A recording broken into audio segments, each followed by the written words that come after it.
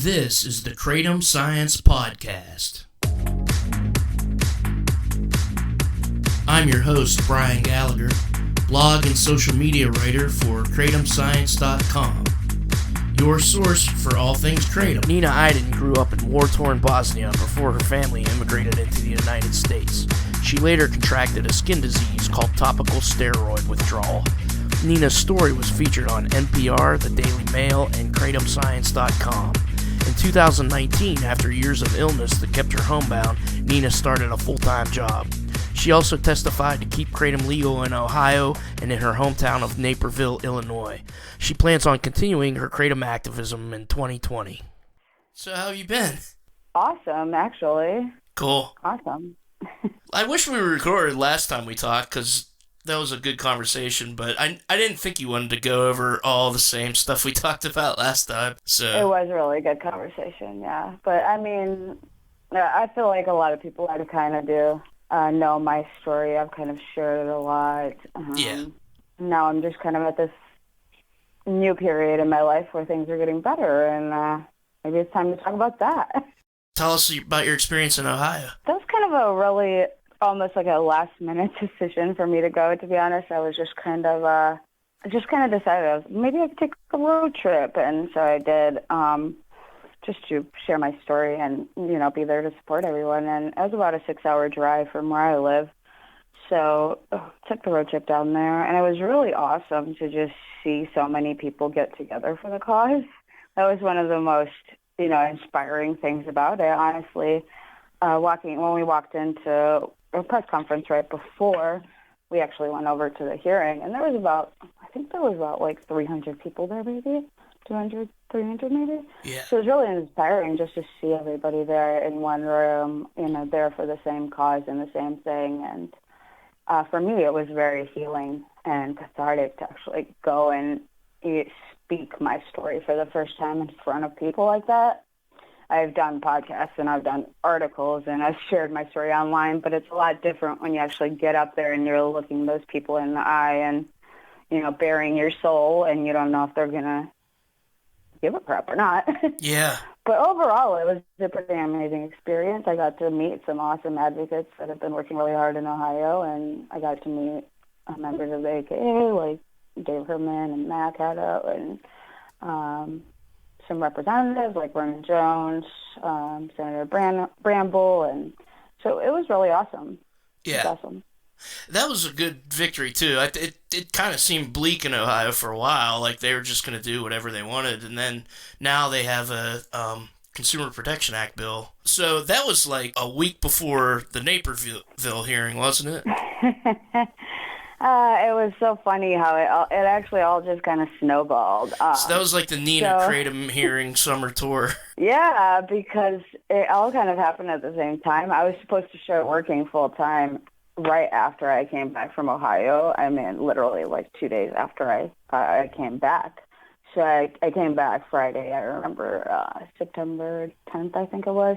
So I came back that day from Ohio exhausted, and then I was about to start work on the full-time work at the office from that Monday, and I think it was that Monday or Tuesday, I don't remember, was when it came out that Naperville was having a vote again, and I had already been involved in the Naperville thing for the past, you know, year since it first started, so I already kind of knew that it was going to come up again because it was just on hold, but I was not expecting it to be like the day after I come back from Ohio, because it was just like one thing after another, and it was a crazy experience. Was that kind of like a surprise hearing or something? Did they not announce it?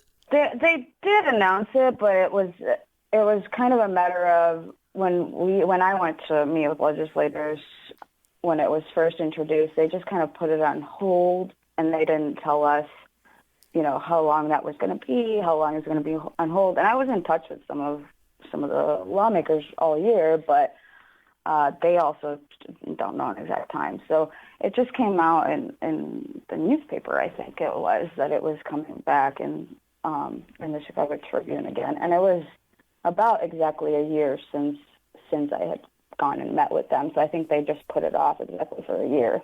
But they didn't try to like sneak it in or anything. Okay. At least, you know, it was in the Daily Herald, so pretty big.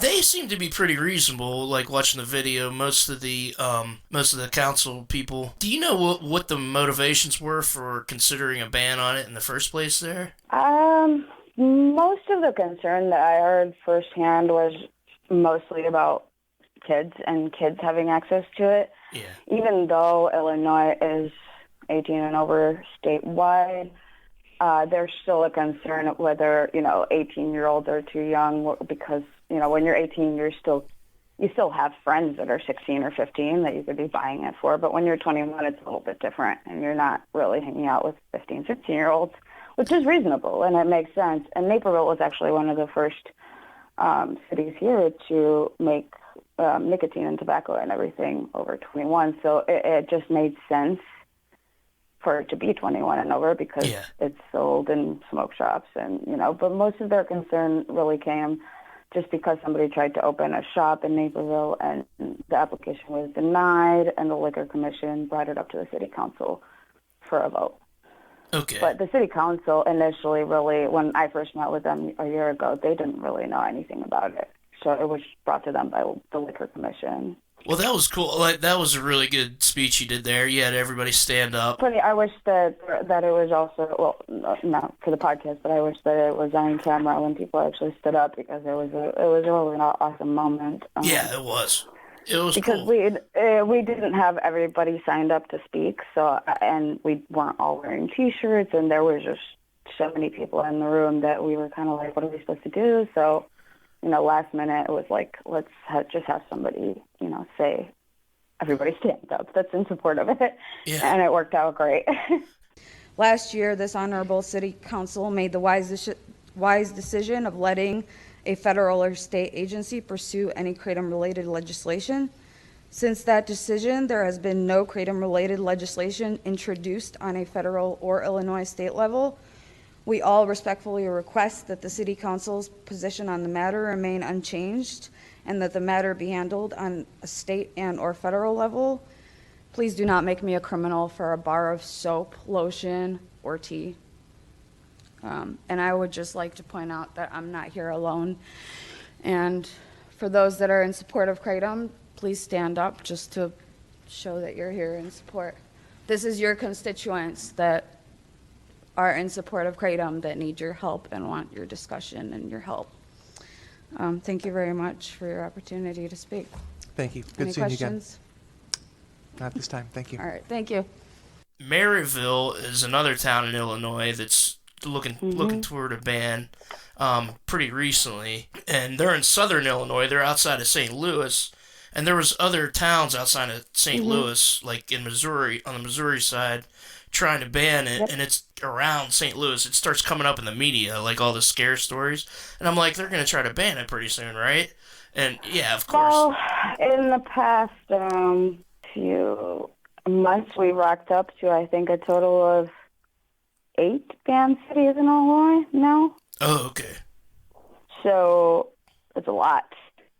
So Illinois has kind of been burning down, locally speaking, down south, which is a huge issue right now. So Maryville was one of them, but they're definitely not the ones that kind of started the whole thing. It was started with Godfrey, and but they all kind of follow those towns, all these little villages. They're all very small villages. Yeah. But so in the past couple of months, and I've actually been planning hopefully a trip in January to go educate some of these lawmakers.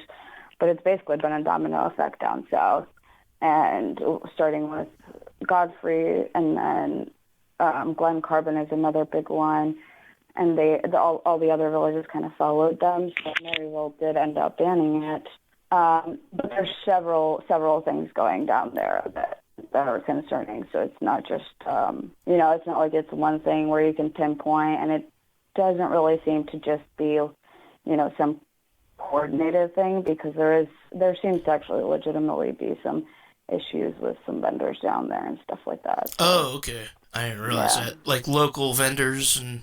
Yeah, there's a specific smoke shop down there that is potentially causing problems. Somebody, I believe, got sick or something in Godfrey, which this smoke shop they own about 6 smoke shops right around that area. And the reason that a couple of these cities banned was because that smoke shop did apply there to open a store. And I guess somebody got sick, and I don't know if they ended up in the hospital or what happened, but that's kind of how the concern started, I believe. Okay. I mean, that is an issue because as a community and obviously as an advocate, we want to separate ourselves from that, and we don't definitely support that kind of thing. So yeah, I mean that's the problem in the first place is the adulterated stuff, and anybody can put anything in it and say it's Kratom. I mean, it's a supplement, so there does have to. I'm a full supporter of some regulation, like having GMP standards. So you can't just sit in a kitchen and bag up Kratom and give it to people. That's not safe, and of course it's going to cause problems, and of course it makes the community look bad, and of course it scares lawmakers because they don't know what it is. So they hear, Kratom is causing issues, and they don't know what it is. They don't even, especially these small villages down there, they don't even want to take the time to look into it, especially if there's no people opposing it, which there really wasn't because there's such small villages. Yeah. So they just kind of put it on their agenda, and they just say, let's just get this off our streets, and that's it. And I mean, and it's a lot of it is why would they disbelieve, what the FDA is saying. It's hard. It's a hard issue to understand if you haven't read into it, especially with all the media reports and stuff like that are absolutely kind of slanted. So, I know like in Mississippi, there's a concerted effort by law enforcement to outlaw Kratom in Northeast Mississippi. I don't think they've had adulteration issues. I think they're just trying to outlaw it, just to control it in the state. But, there's definitely places that are doing that. Yeah. Yeah. And again, we never know either. I mean, the things that I have heard about the whole situation and all that could not all be true. There could be more to it, or there could be less to it. That's just from what I've heard from my connections and the people I talk to. So yeah. But I plan to go down there hopefully and find out more. Well, that's cool. So you plan on going to talk to some of the lawmakers down there? Yeah, I hope so. That was the plan. I actually wanted to go in October, but I ended up getting actually kind of sick after the Naperville hearing, and then decided to postpone it. So the idea was just to kind of go down there, and since they're all next to each other, I was just going to head down there for a few days with somebody. And this actually, the AKA, I talked to Meg Haddo even, and they told me that I should, and were very encouraging about it. So the idea was just to go kind of down there and just go and want to, stay there for a few days and just try to go to every city that I can and talk to whoever I can. That's awesome. So are you in is there an official Illinois chapter of the AKA that you're in? No, I am totally independent. I work with the AKA as far as I'm a consumer and advocate, but I'm not part of the AKA. I don't volunteer for them. We definitely did join forces on Naperville, and they came out to support Naperville, which was awesome. Yeah. So that we did finally meet in person, most of us, and which was awesome. So I have a good feeling with the KCPA being introduced in 22 states now next in January. That's pretty exciting. So I have a pretty good feeling about that. So is that? But it's definitely gonna be a fight. So is there going to be a national Kratom Consumer Protection Act? Yeah, so it's basically a federal Kratom Consumer Protection Act, and it'll be 22 states, I think, that already filed. Oh, really? In the process of filing. Yeah. So it was 21, and then I think they added another one just recently. So 22, cool. And thankfully Illinois, my state, is part of it, and so is Missouri, which is in trouble right now. But it will be introduced in January, but of course that's a process and takes a while. So it's again going to likely be a fight with not a fight, but you know what I mean, with advocates having to contact their lawmakers to vote for the hearing to educate them. So we'll have to do kind of like a 2016 all over again, but not so rushed and crazy. Yeah. Is there? Do you know if there's like a senator or a congressperson sponsoring it? There is, yes, we do. I think have two sponsors, one or two. I think I definitely know we have at least one. I don't know if not positive if the AKA has said who it is or not. So I'm not sure if I'm supposed to say, but I do know we have one. For sure. Okay. So it's kind of like under wraps. And that's federally, so we do have a federal. Then we also have sponsors on the state levels. I think there was a little bit of progress in Pennsylvania because the guy that wrote a memo out to the Pennsylvania Assembly was Mac met with him, and the guy was like, okay, I'll consider regulating it. Yeah, I heard about that. I did hear about that. I hope. Yeah, I was really happy to hear that he was going to meet with him. I felt like that was going to help. Yeah.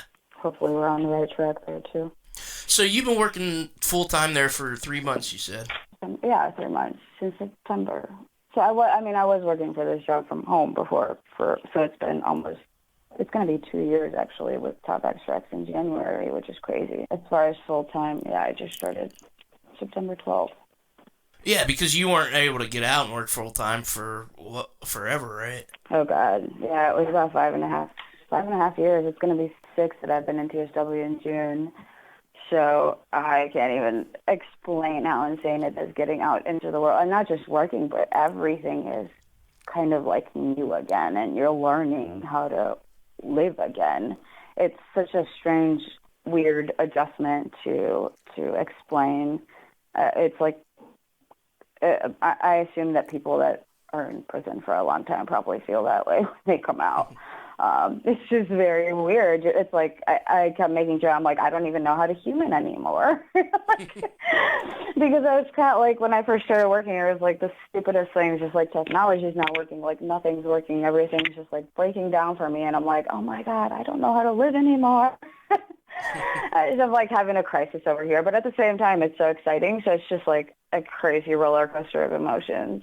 When it was a shock, I honestly I kind of leaped too fast at the beginning with Ohio and Naperville and work, and everything was at the same time, and I wasn't taking good care of myself, and I ended up getting sick and having a celiac disease flare up, and then that's why I kind of have not been as involved in advocacy in the last month or so, just because I'm taking a break and trying to take care of myself for once.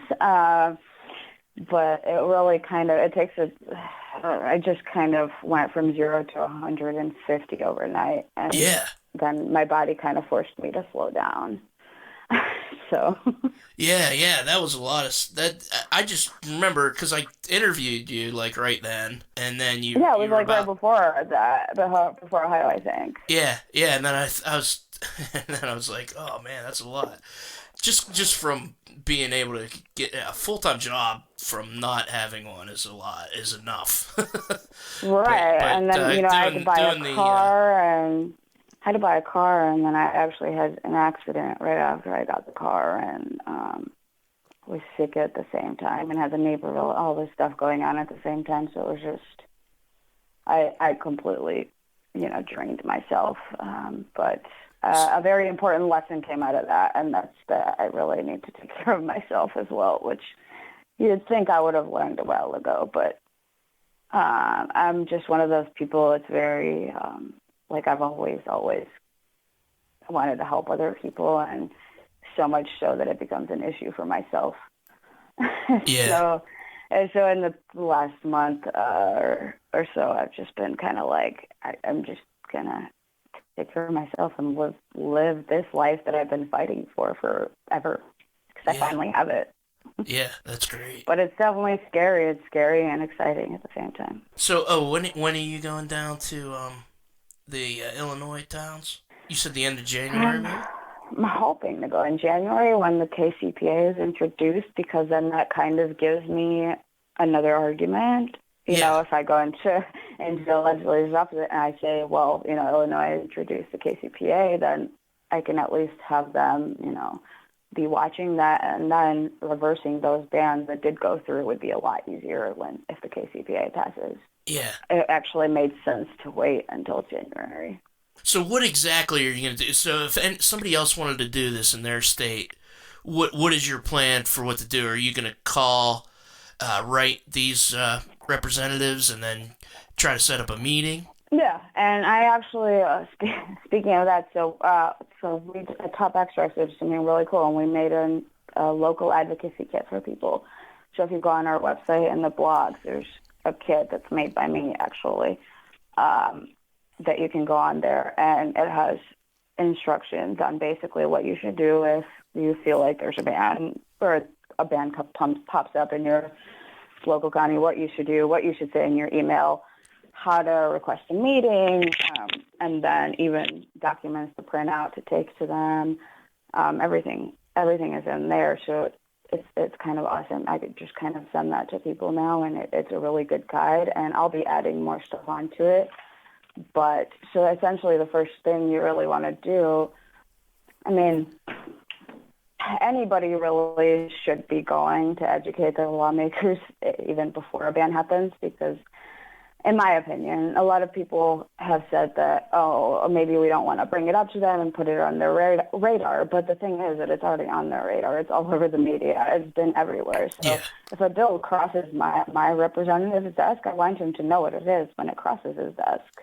You know, if it does, I want him to know exactly what he's looking at. So my suggestion is definitely for people to be more proactive and send an email, send a meeting request, follow up, be persistent, get involved in their campaigns. Ask the lawmakers what you can do for them when election time comes around. Yeah, that's really important for them.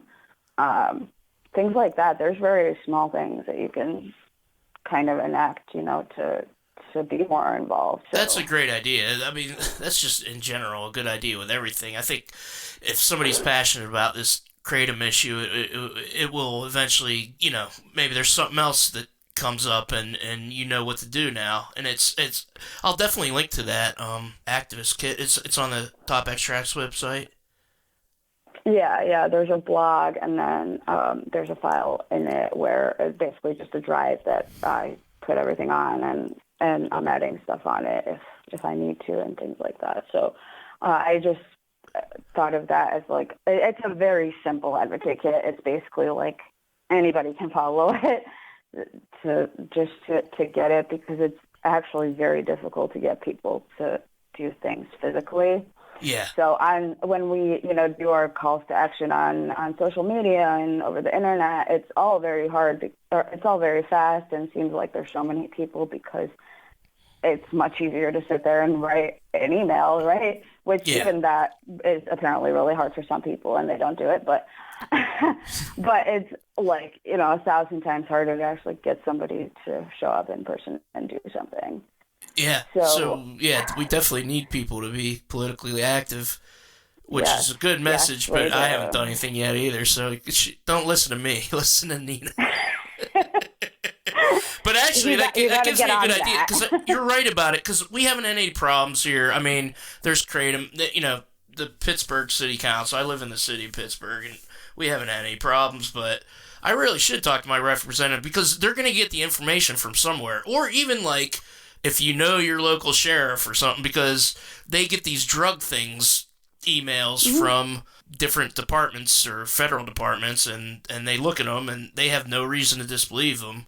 And if we're citizens, so it's like, you know, their job is to hear from us. That's part of their job. And really just, I mean, creating a connection with that in general is just very important. I mean, if I didn't create the connection that I did, I'll say this: there was one amazing councilman in Naperville, and if I did not create the connection that I did with him, I don't think we would have won that fight, to be honest, because that was one of the most important driving forces of it. Basically, he told me what the best thing to do was. You know, he advised me, and he guided me the whole time, and really making that connection with him. I kept in touch with him, you know, all year, him, and then another couple representatives as well who were really awesome too. Yeah. I didn't get to meet with like 2 of them. I never got responses, but thankfully we still won 9-0.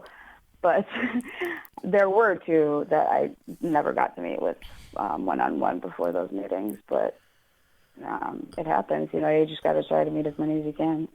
And you must feel better after you do that too. It's like, because it's an accomplishment, and you know, even if you lose, you know, quote unquote, in a city or whatever, I don't think it should discourage people from trying, because at least you can say you tried and you didn't go down without kicking first. Because that's kind of my rule. It's like, I just want to try, and if it doesn't work, then it doesn't work. But I want to try and do, because it is my passion. I care about it. So it feels like I can contribute to society by doing that. I wish more people were more active as far as actual activists. Yeah. But, you know. I mean, it's good to complain and write them and complain on Twitter and stuff like that, which I do. And, you know, that's fine, just so they hear you like that, and that's good, and it helps. But, it does really help. And when you meet somebody face-to-face, they see a human being. They don't see a druggie or whatever they think, or whatever they might think about somebody that uses Kratom. You could even say, hey, I just drank Kratom before I came here. Look at me. You know? It's completely different. I mean, one of the councilmen wanted to try Kratom after we talked to him, and he went to the head. I was actually going to bring him some Kratom, but he actually went to the head shop and he bought a brand to try himself because he was interested, and that happens too. No, I personally don't suggest like giving out just samples to random lawmakers, but if they ask, of course, then that's a different story. But it's definitely different in person. And I think with social media and the internet, we forget how powerful human interaction really is and human connection, because we're constantly just on the screens. And of course, I'm guilty of that too. I mean, I've been on social media for a long time, but we all forget that how to actually interact with people in person, and that creates an even bigger connection at times, not to invalidate any connection that's long distance, but it's just a little bit different when you go into their office and you actually tell them the story. I mean, I literally cried in every single meeting that I went to, because just telling my story, because it was so difficult. And they really listened. They were all supportive. They were all very compassionate. I mean, they were all great. And the thing is that people get scared to go. They get nervous, but the reality is, to be honest, these lawmakers, they actually, I think, find it kind of refreshing when people are nervous to see them, because they're constantly dealing with lobbyists and, business people. So when you get in there and you're just honest, which I just would come in there and I would just be like, I'm sorry, this is my first time doing this. I'm really nervous. So, that's the first thing I would pretty much say, just to get it out of the way. And there's nothing wrong with that, but people get scared, but they're human too, and it's kind of refreshing for them. Yeah, especially if they're your local representative. They are just people that decide to run for office. They're not necessarily have money funneling to them from the Exxon or something. Right. I mean, honestly, one of the biggest things we heard in Naperville, to be completely honest, was literally these lawmakers would tell us how, that's their part-time job, and, they have families and they have this and that. And when this Kratom issue was brought up, they were kind of like, well, this is way above my pay grade, because they're not medical professionals. They're not scientists. They're not. I mean, we literally heard that from most of the board, was like, this is not our job, which is actually pretty commendable for them to say that, because a lot of villages do think that they should cut it out, and even though they're not professionals, But Naperville actually wanted to hear from professionals, so we got Jeff Henningfield there, and we had doctors email them and such. So the fact that they even wanted to do that is awesome. Yeah, the one-on-one meetings are really what makes a huge difference, when you can really sit them down face to face and tell them, everything, and talk to them and ask them, first of all, what they know, because when I walk into a meeting, that's the first thing I ask. I say, well, what do you know about Kratom? Because I want to have an idea and gauge their knowledge and what I need to touch on. So if they say, oh, I know nothing, then I know to just start with the basics, So I think it's really important to talk to them that way, but it's also important to go to the city council meetings because people have this idea that if you go to a city council meeting or like a hearing, you have to testify, and you really don't. You can just show up and be a body, and it helps. Yeah. Just like when I went to Naperville and I had people stand up, those people didn't have to speak, but the fact that they stood up and they saw, oh, this is affecting more than just one person, that's a big reason why we won. Because I'm legitimately taking like a break, like a long break. I need it. Were you just getting like contacted constantly? Is that the problem? Yeah, I mean, that was one of them. I was literally getting like 50 messages every 2 minutes and hundreds of notifications every 5 minutes. And I actually had gotten in an accident about a month ago, and it wasn't because I was on the phone or anything like that, but what it was that I was stressing out about something that was going on in the Kratom community and the social media world. And it was a huge wake-up call for me. Yeah. And literally after that accident, I just deleted everything, and I have felt so much better since. It's insane. Was that like a car accident or something? Yeah. Oh, shit. Sorry to hear that. I mean, it's thankfully everybody was okay, so no physical injuries or anything, but it's just always a pain in the ass. I just kind of realized that I've been giving away all this energy to everybody and anybody I could for 5 years over social media, and not giving it to myself. Yeah. And now that I finally have this life that I've been fighting for, it's time to actually live it. And it's insane how much stepping away from social media can do. It's crazy.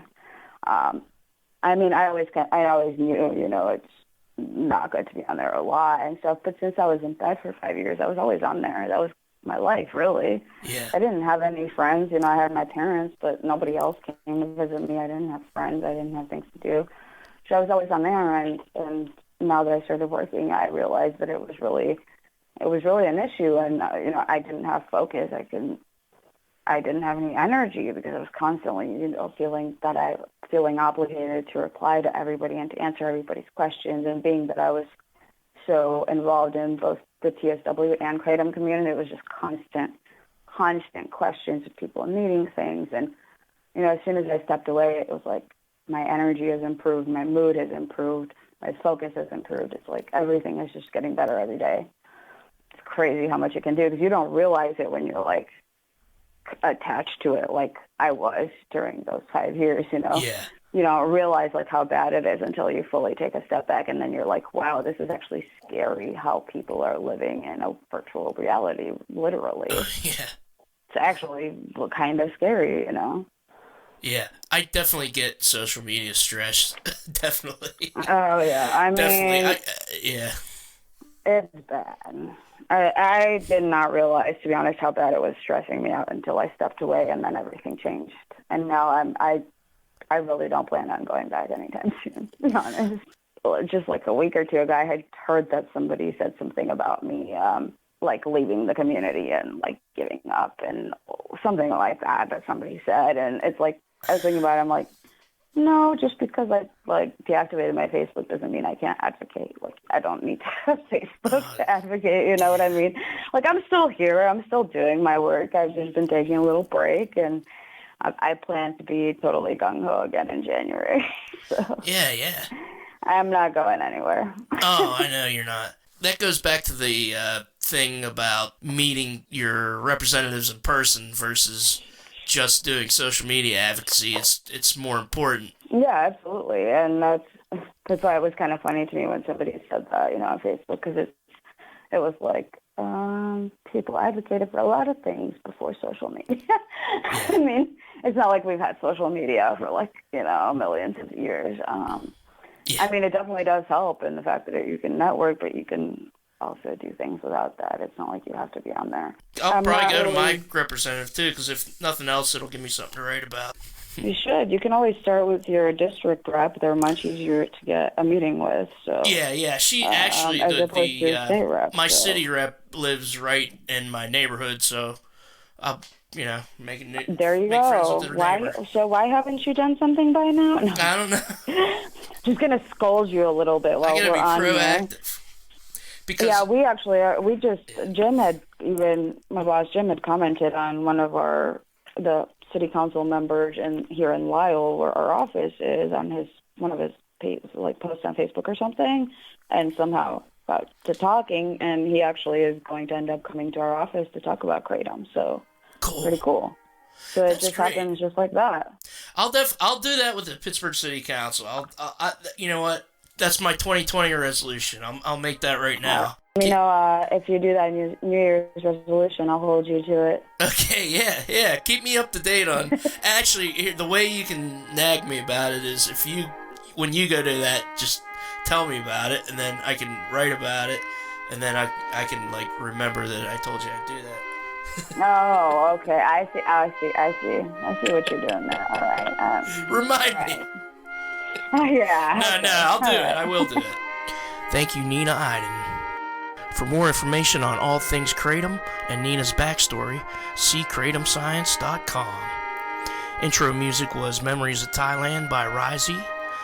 Outro music is a 1914 recording of Auld Lang Syne by Prince's band. Not that Prince. From all of us at Kratom Science, Happy New Year. And take care.